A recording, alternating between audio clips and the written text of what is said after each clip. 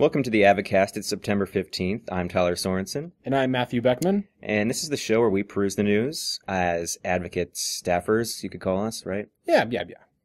All right. First up, our first article comes on the front page from staff writer extraordinaire Richa Newpain, I want to say. Yeah.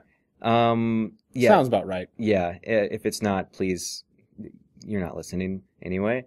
But she writes about the library remodel that is nearly finished. They're looking good. Yeah. They're doing room 103 and the first floor restrooms. And I don't know if you ever went in there, but it's not my favorite restroom on campus.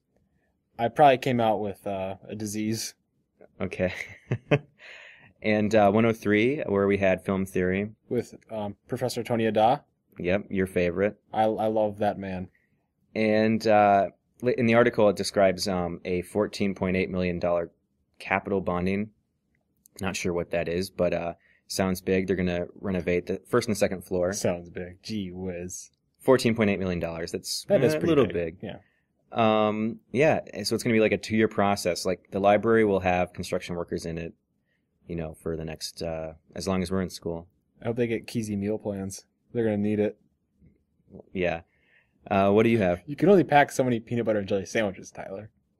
There's vending machines. Whatever. All right. I have an article by Andrew Jason, the A&E editor extraordinaire. He writes about Professor Simon Rowe, who has been a music professor here at MSUM. And sadly, he'll be leaving to become the executive director of the prestigious Brubeck Institute in the University of Pacific, Stockton, California. He found about the position in March and kind of decided to go for it. But he's not leaving on bad terms. He's been a pretty positive influence in the music community and just MSUM in general as well. He was started the Tri-College Jazz Combo, which is a big, large jazz collective where students can play from any of the 3 colleges and make friends and learn jazz. And he's been a big musician in the jazz scene just in Fargo and Moorhead. Plays at Studio 222 in the Hotel Donaldson, so he's out in the community quite a bit. And he says he's not going to be a stranger here, so I think he will be returning to grace us with his presence. So, best of luck, Professor Rowe. Sounds like one cool cat. Oh yeah, he does. Hip to the jive and stuff. Bee's knees. You got it. Okay, another article about music from, once again, Andrew Jason, our A&E editor extraordinaire. Listener, the pioneer of talk music, performed in the Dive 95 studio on September 7th.